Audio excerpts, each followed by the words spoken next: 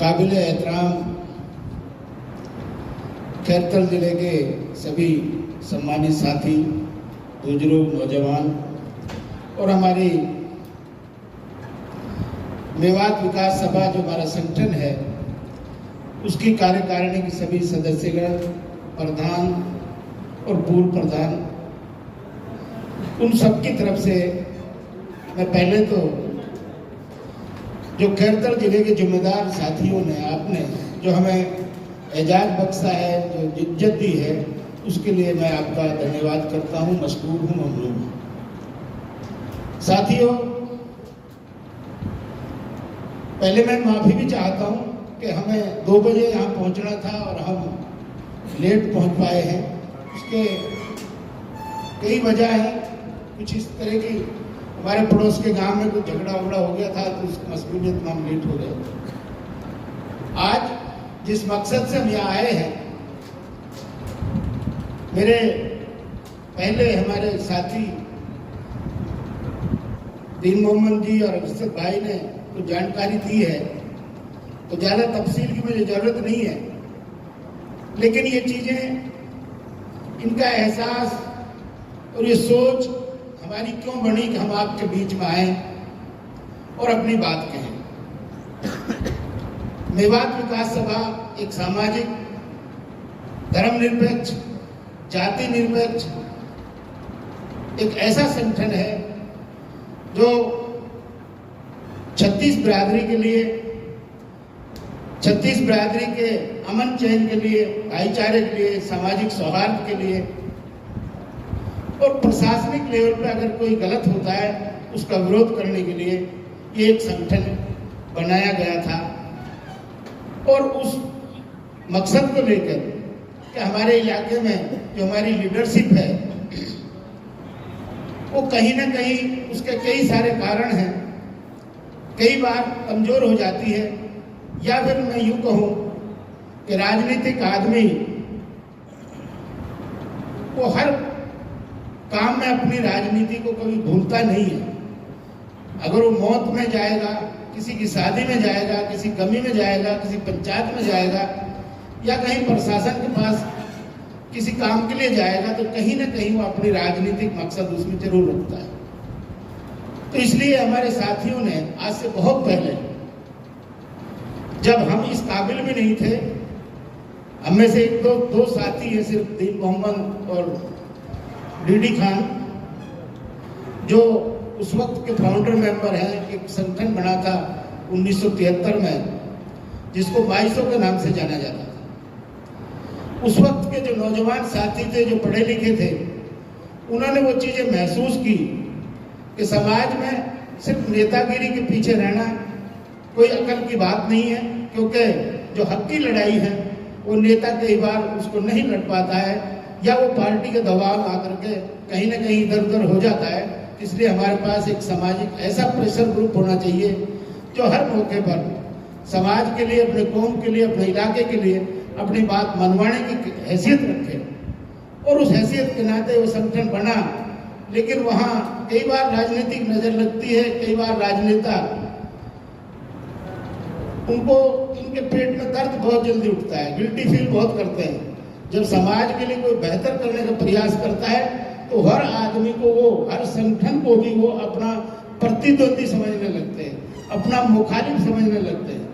जब 2200 कामयाबी को उरूज पाई और 1980 तक कुछ मेवात में कुछ ऐसे नए काम हुए जो उनके एजिटेशन करने से हुए, चाहे मेवात विकास बोर्ड बना हो, चाहे मेवात को बैकवर्ड एरिया बनाया गया हो, चाहे मेवात के कुछ इस तरह के रिजर्वेशन की बातें चली हो, तो उनको लगा कि ये लोग अब मुकाबला करेंगे, आगे ये नेता बन सकते हैं।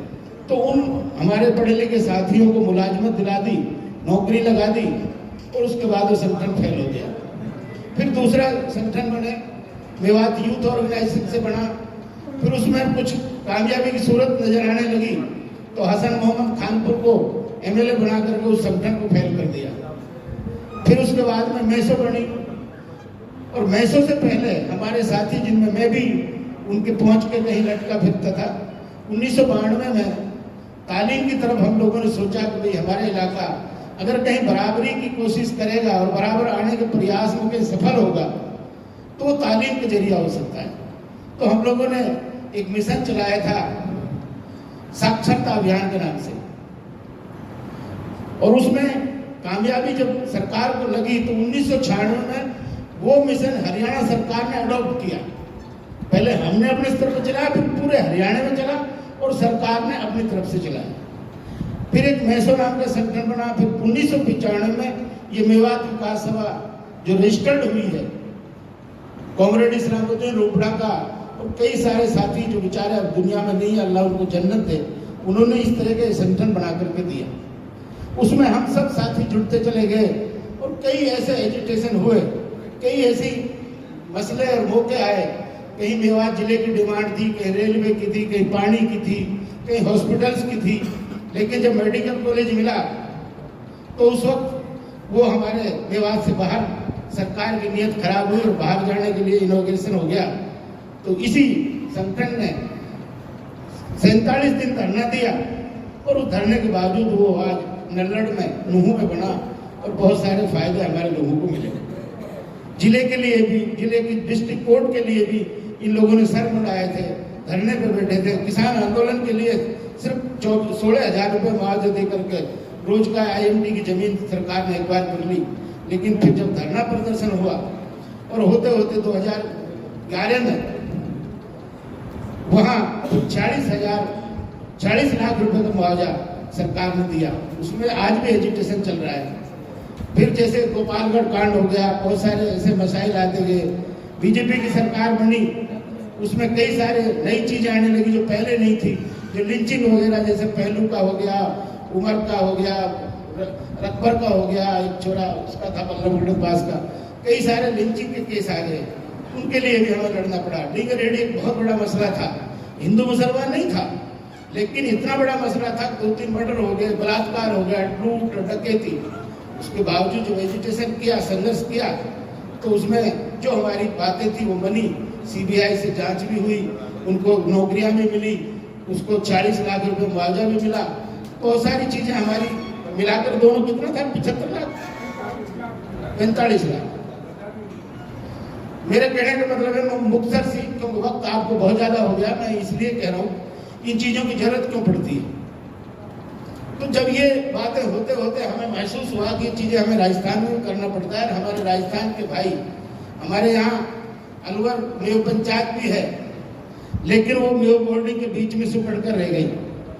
अपने निजी स्तर पर कासिम खान पहाड़ हटा दे या सदर शेर मोहम्मद कोई बड़ा काम कर दे, वो अलग मसला है।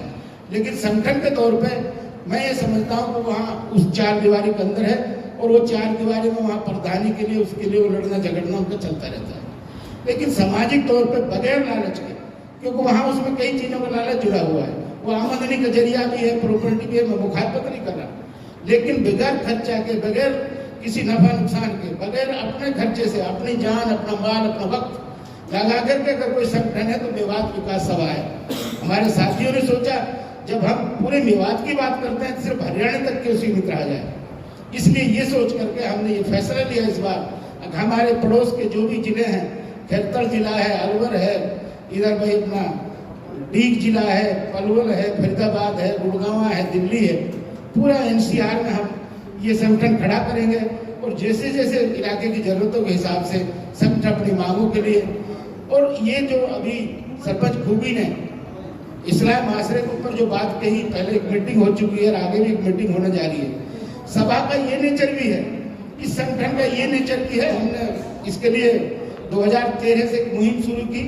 अब भाई जो है गाँव में जो जिस तरह की नशाबंदी और ये नुकसान की बातें हो रही हैं, सोशल मीडिया पे जो गलत चीजें चल रही हैं, जो ट्रेंड करती हैं, हमारी माँ बहन बेटियां भी उस पर ट्रेंड करने लगी हैं, जो बहुत ज्यादा अश्लीलता हो रही है, बहुत ज्यादा दिक्कतें हुई हैं, तो उन चीजों को ये हमारा संगठन सब मिलकर काम करता है। एजुकेशन पे भी काम करता है, बुराइयों पे भी काम करता है। पिछले 2022 का जब हमारे पंचायत का चुनाव हुआ था, उसमें इतने झगड़े हुए, हमारी सूरत में इतने कभी झगड़े नहीं हुए जो हरियाणा में हुए थे। शायद आपके रिश्तेदारी है, सब सुना होगा।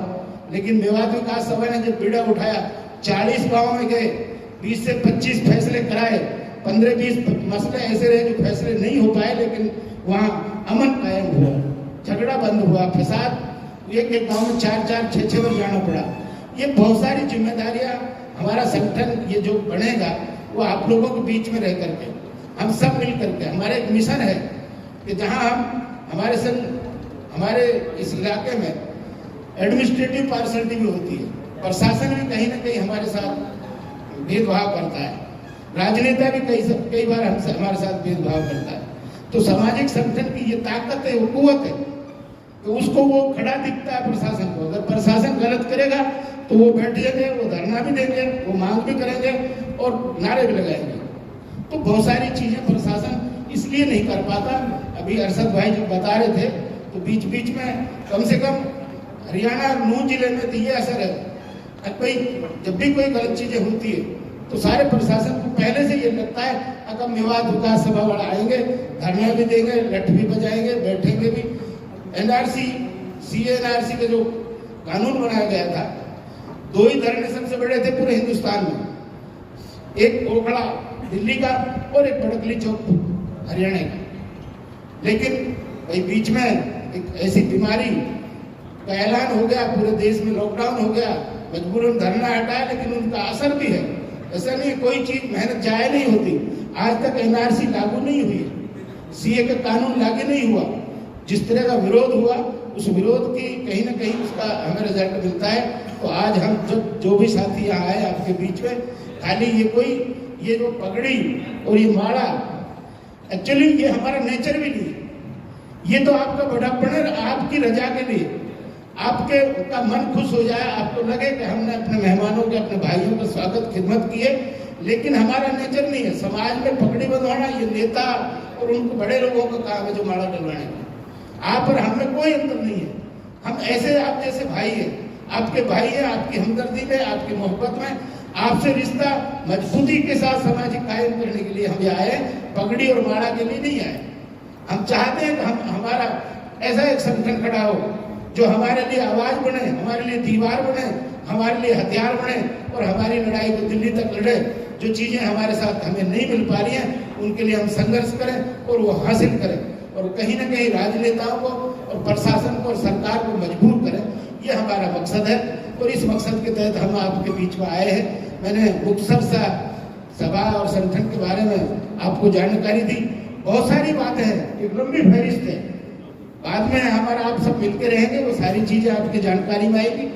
मैंने सिर्फ थोड़ा सा इसलिए बताया कि हमारे नौजवान साथी कई हमें कल के जब इन्होंने मुबारक ने एक पोस्ट डाली हुई थी तो कई लिखते थे कि सभा करती क्या है, ये संगठन करता क्या है, इसका नेचर क्या है, ये क्यों बनाया जा रहा है, इसका मकसद क्या है। हमारा मकसद कोई राजनीति करना नहीं है। हमारा मकसद सिर्फ हमारे समाज और हमारे कौम और इलाके के लिए, उसकी बहबूदी के लिए, उसके फलाह के लिए, उसकी मोहब्बत के लिए, उसके सांप्रदायिक सौहार्द के लिए, उस प्यार के लिए ये संगठन है और उस मकसद से हम आपके बीच में आए।